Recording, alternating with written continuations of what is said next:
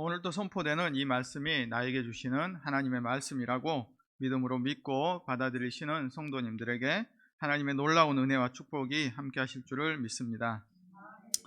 우리가 성경에 보면은 이 복이라는 단어가 자주 등장을 합니다. 사람을 만드시고 하나님이 사람들에게 가장 먼저 하신 말씀도 복을 주어서라고 이야기를 하고 있습니다. 그리고 우리의 모든 믿는 사람들의 조상인 아브라함에게도 하나님이 복을 주셨는데 아브라함 자체가 복이 될 것이라고 말씀하셨습니다. 그래서 아브라함을 축복하는 자가 복을 받고 아브라함을 저주하는 자는 저주를 받을 것이다 라고 하셨을 뿐만 아니라 아브라함 한 사람을 통하여서 이 세상의 모든 민족들이 복을 받을 것이다 라고 이야기를 하셨습니다. 그리고 예수님도 이 땅 가운데 오셔서 8가지 복에 대해서 이야기를 하셨죠. 이처럼 성경에 복이라는 말이 자주 등장을 하는 이유가 무엇 때문일까요?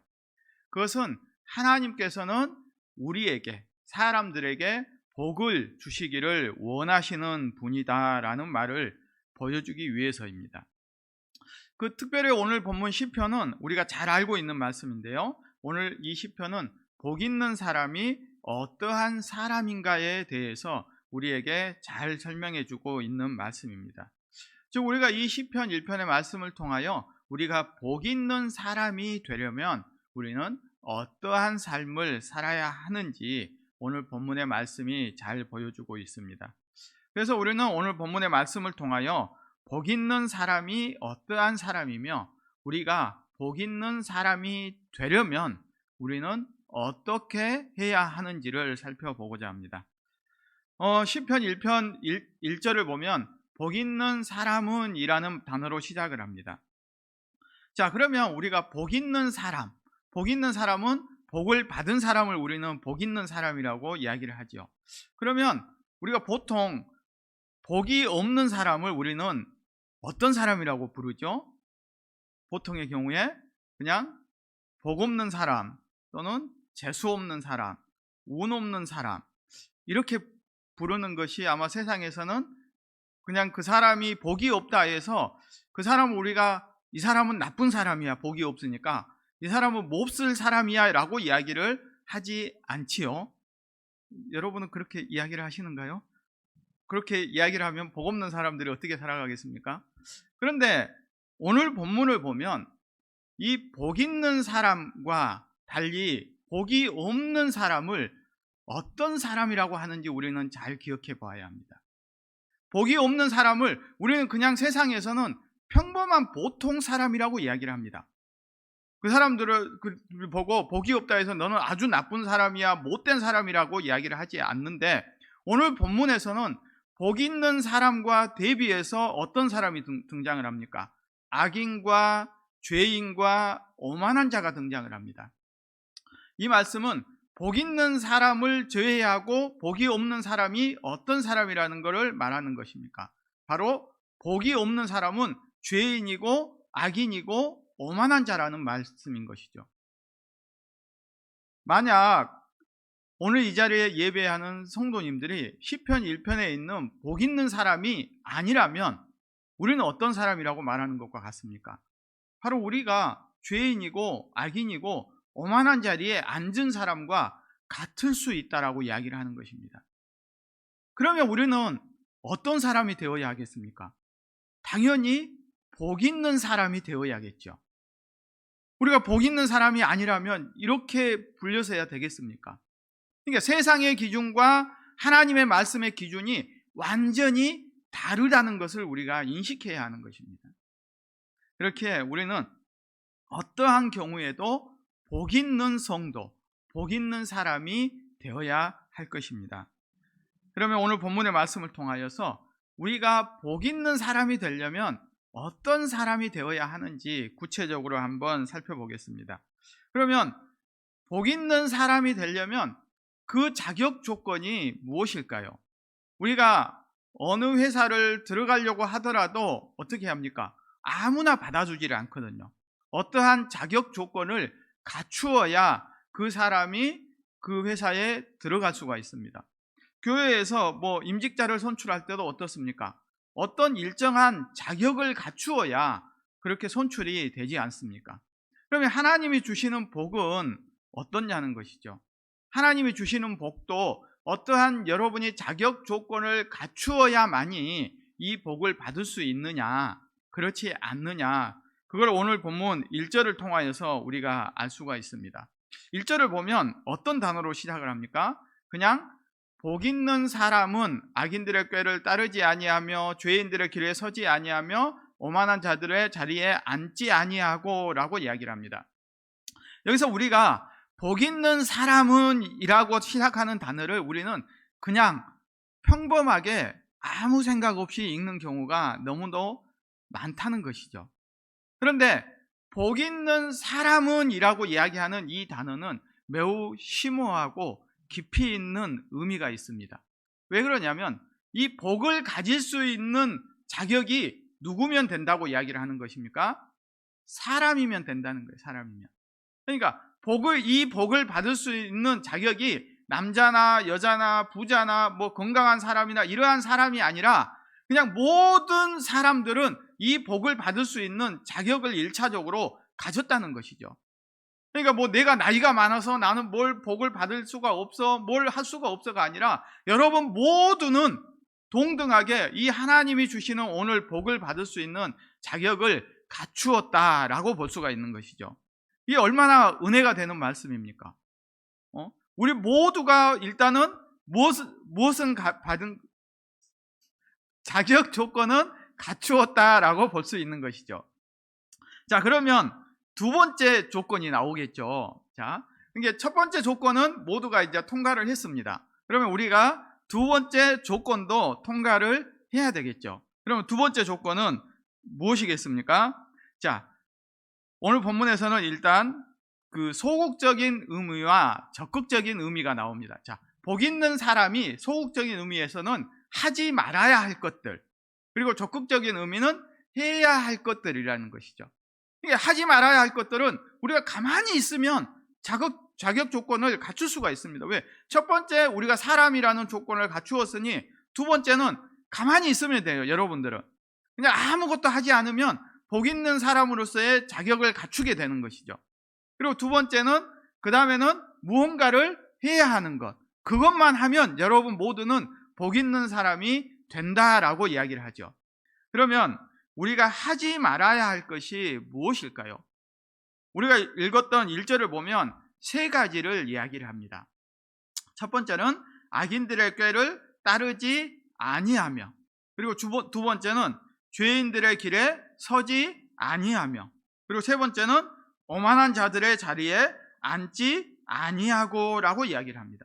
자, 이걸 보면 자, 여기서 뭐라고 합니까? 처음에는 따르지 아니하고, 두 번째는 길에 서지 아니하고, 세 번째는 자리에 앉지 않는다라고 이야기를 합니다. 이거는 뭐냐면 이 죄의 습성이 점진적으로 발전하고 있는 것을 보여주는 거예요. 그러니까 처음에는 악인들의 꾀를 따른다, 이 말은 무엇이겠습니까? 악인들이 충고하는 말들을 듣고 따라가는 것을 말하는 거예요. 그러니까 누가 속삭이면서 꼬드기고 이러한 말들에 우리가 넘어가게 되는 거죠. 세상 사람들이 여러분들에게 이걸 뭘 함께 하자 이렇게 했을 때 그 꼬드김에 처음에는 넘어가게 되는 상황이 그건 우리가 실수한다라고 할 수가 있는 거예요.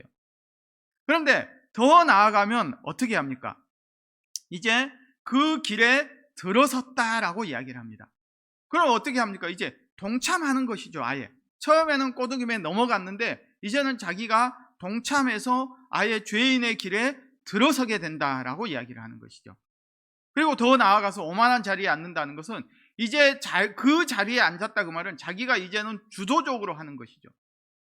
그러니까 처음에는 충고를 듣고 실수로 넘어질 수도 있는데 나중에는 자기가 동참을 해서 이렇게 함께 갑니다.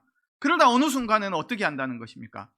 자기가 그 일을 주도하고 있는 것이죠. 그 악한 일들을. 그래서 우리가 옛말에 어떤 말이 있습니까?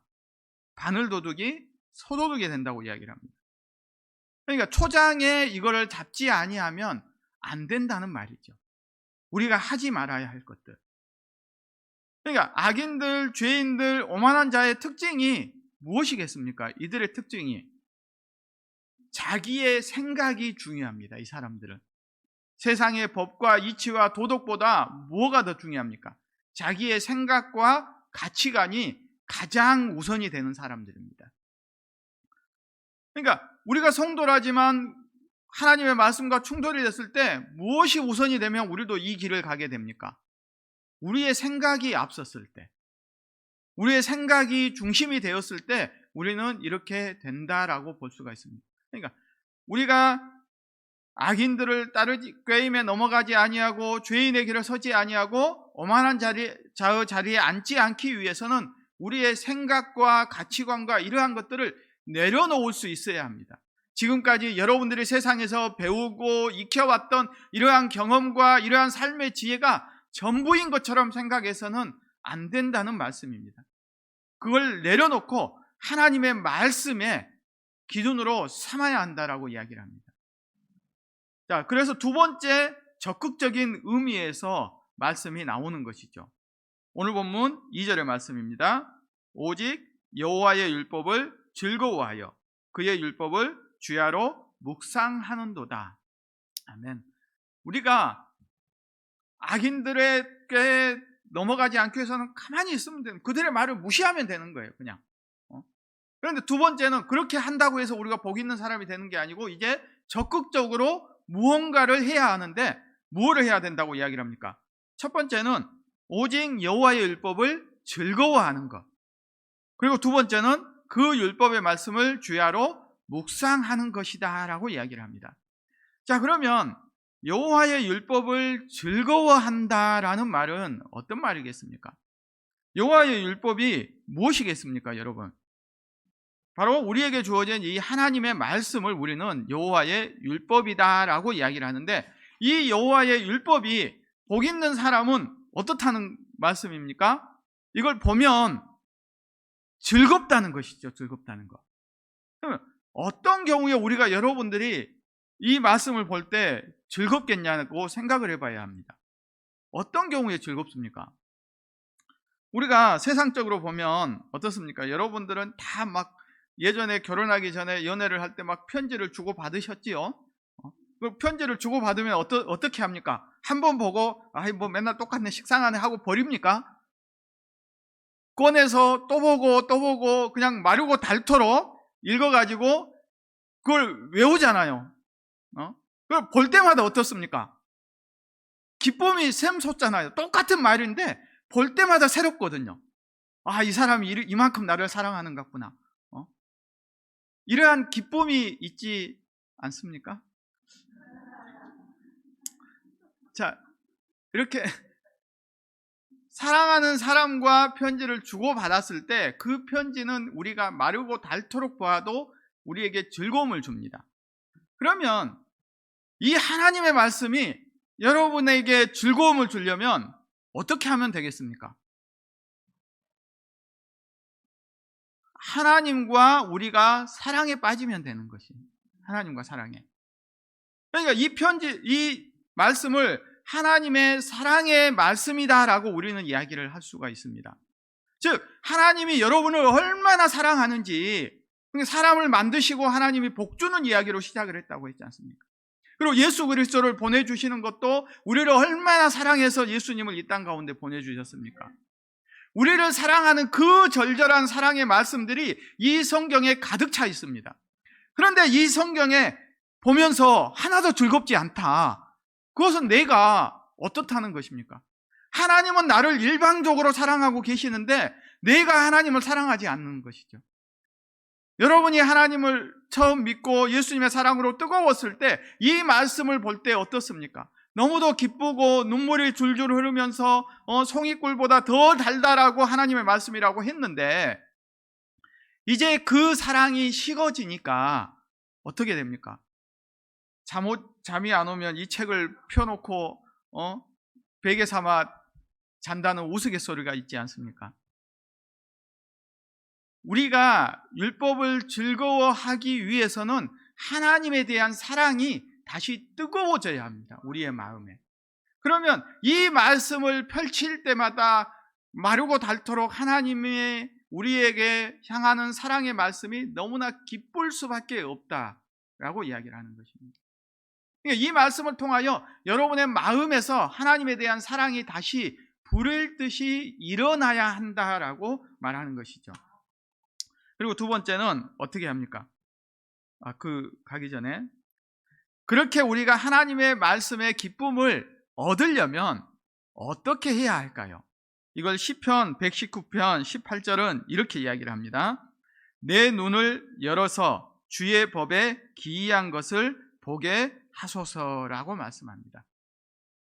우리가 무작정 이 말씀을 읽는다 해서 하나님과의 사랑이 다시 회복되는 게 아니라 우리가 간절하게 여러분들이 말씀을 읽을 때마다 하나님 이 오늘 또 읽는 말씀을 통하여서 우리가 하나님의 은혜를 깨닫게 해달라고 내 눈을 열어서 주의 법에 기이한 것들을 보게 해달라고 그렇게 할 때에 이 말씀의 깊은 은혜를 우리가 깨달을 수 있는 것입니다.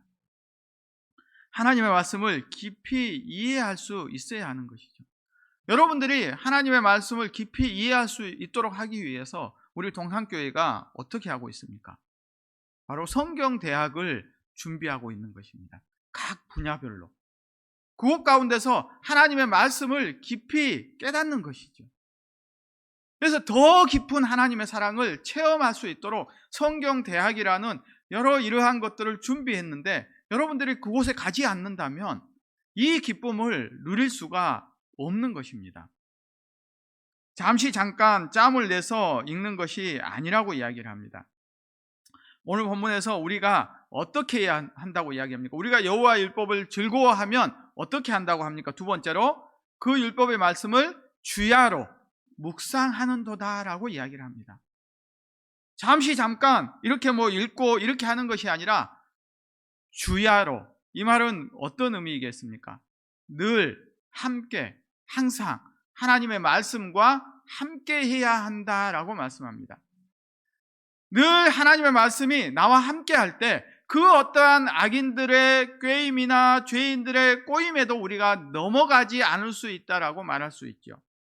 하나님의 말씀이 나를 꽉 붙잡고 있어야 그 어떠한 유혹에도 우리가 흔들리지 않게 된다라고 말할 수 있습니다. 그러면 하나님의 말씀을 주야로 묵상한다라는 말은 어떤 의미일까요? 이 말을 묵상한다는 말, 이 말이 어떤 의미이겠습니까? 이 묵상한다는 것은 우리가 히브리어로 하가라는 말을 쓰는데 이 소가 여물을 먹는 것과 같다라는 표현을 한다라고 예전에 아마 설교를 통해서 들어보신 분들이 계실 것입니다.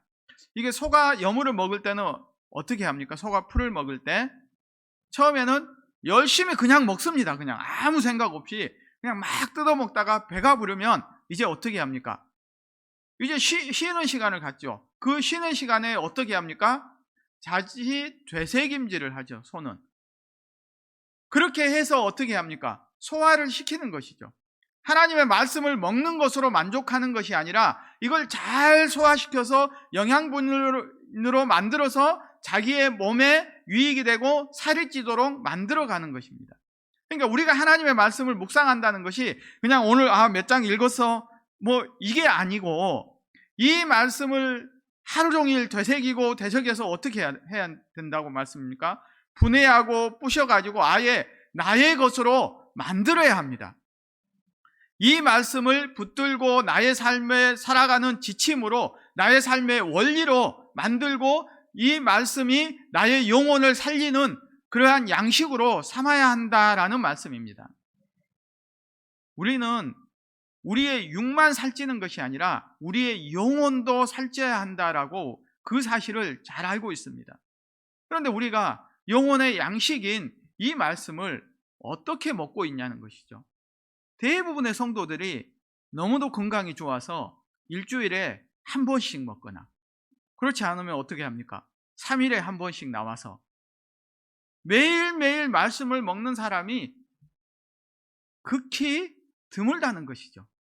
그러니까 대부분의 성도들이 육적으로는 살이 쪘는데 영적으로는 영양실조에 걸렸다라고 이야기를 합니다. 성경대학에 보면 어떤 사람들이 참여합니까? 매번 했던 분들만 참여를 해요. 보면 그러니까 나머지 분들은 영혼의 양식이 너무 비만이 되어서 이제 살을 다이어트하기 위해서 안 하시는 줄로 저는 믿고 있습니다. 자, 사랑하는 성도 여러분, 우리가 성경은 우리의 영혼의 양식이라고 이야기를 합니다. 그러면 이것을 어떻게 해야 되겠습니까? 그 말씀을 즐거워하며 매일매일 주야로 묵상하는 성도님들이 되어야 할 것입니다. 자, 우리가 이 하나님의 말씀을 때로는 이렇게 묵상하고 받아들이다 보면 어떻게 될까요? 우리가 받아들이기 힘든 말도 있다는 것이죠. 그럴 때 우리는 어떻게 해야 합니까?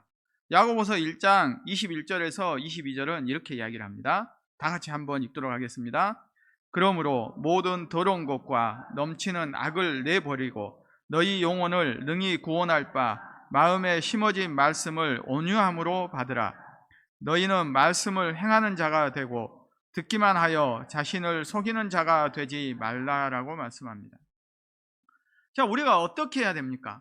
우리가 그 말씀을 받아들이기 위해서는 버려야 한다라고 이야기를 합니다. 모든 더러운 것과 넘치는 악을 버려야 우리 영혼을 구원하는 그 말씀을 온유함으로 받아들일 수가 있습니다. 우리에게 악이 가득 차 있기 때문에 이 말씀이 들어오면 부딪힙니다. 나를 찌르고 나에게 아픔을 주죠. 그렇게 하면 어떻게 합니까? 어떤 사람들은 이 말씀을 거부해 버립니다. 나에게 아픔을 준다고. 근데 우리가 몸에 상처가 있으면 여러분이 약을 바르면 아픕니까? 안 아픕니까? 치료의 과정을 극복하는 과정에 아픔을 이겨내야 치료가 됩니다. 근데 약을 먹는 게 쓰고 아프다고 안 먹으면 어떻게 되겠냐는 말씀입니다. 우리의 영혼을 구원하는 이 말씀이 내 안에 모든 더러운 것과 넘치는 악으로 가득 차 있는데 이것을 버리려면 이 말씀이 들어와서 나에게 때로는 쓴 말씀이 되고 나의 상처를 호흡하는 말씀이 된다는 것입니다. 그랬을 때 우리는 그 더러운 것들을 버려야지 말씀을 버려서는 안 된다는 것이에요. 하나님의 말씀을 나의 영혼을 구원하는 말씀으로 온유함으로 받아들이고 그리고 어떻게 해야 합니까? 그 말씀에 의지해서 행하는 자가 되어야 합니다. 이것이 바로 말씀을 주야로 묵상하는 자의 삶이다라고 이야기를 합니다. 이러한 삶을 어떤 삶이라고 말합니까? 바로 복 있는 사람의 삶이다라고 이야기를 합니다. 저와 여러분이 복 있는 사람이 되려면 하나님의 말씀을 묵상하고 그 말씀을 내 것으로 만들어서 행하는 단계까지 나아가야 한다라고 말하고 있는 것이죠. 자, 그러면 우리가 이렇게 복 있는 사람이 되었을 때 우리의 삶의 모습은 어떠한 모습일까요? 오늘 본문 3절의 말씀을 다 같이 한번 보겠습니다. 그는 시냇가에 쉬는 나무가 철을 따라 열매를 맺으며 그 잎사귀가 마르지 아니함 같으니 그가 하는 모든 일이 다 형통하리로다라고 이야기를 합니다. 아멘. 우리는 이 말씀을 보면 그가 하는 모든 일이 다 형통하리다라는 말에만 집중을 하려고 합니다. 얼마나 좋습니까? 모든 일이 형통한다는 것. 그런데 그 앞에 무엇이 나옵니까? 열매를 맺으며 라고 이야기를 합니다. 우리가 복 있는 사람이 된다는 것은 나무와 같은 삶이다 라고 이야기를 합니다. 우리가 열매를 맺는 삶을 살아야 한다라고 말씀합니다. 어떤 열매를 맺어야 합니까, 여러분이? 이 세상에서 성공의 열매, 부와 명예를 가지는 열매를 맺어야 합니까? 어떤 열매를 맺어야 합니까? 우리는 성령의 열매를 맺어야 하는 것입니다. 우리가 성령의 열매를 맺기 위해서는 하나님의 말씀에 든든하게 뿌리를 내리고 있을 때 그 열매를 맺을 수 있습니다. 우리가 세상에 뿌리를 내리면 우리는 세상의 열매를 맺게 됩니다. 세상에서 성공하고 부와 명예의 열매를 맺게 됩니다. 하나님의 말씀에 뿌리를 내릴 때에 우리가 성령의 열매를 맺게 되고 그러한 열매를 맺는 사람의 삶을 누가 지켜주신다고 성경은 약속합니까? 하나님이 지켜주십니다. 여러분의 삶을 눈동자와 같이 지키고 보호해 주신다라고 약속을 주십니다. 그래야 할 때에 우리의 삶이 하나님 안에서, 그리스도 안에서 형통한 삶을 살아간다라고 말하는 것입니다. 오늘 본문에서 복 있는 사람은 어떤 사람입니까? 바로 말씀을 묵상해서 그 말씀을 따르고 말씀에 서고 말씀의 자리에 앉은 사람을 말하는 사람입니다. 오늘 본문에 그러한 복 있는 사람을 한마디로 이렇게 이야기를 합니다. 하나님이 인정하는 사람이다. 우리가 복 있는 사람이 된다는 것은 세상에서 인정을 받는 것을 말하지 않습니다.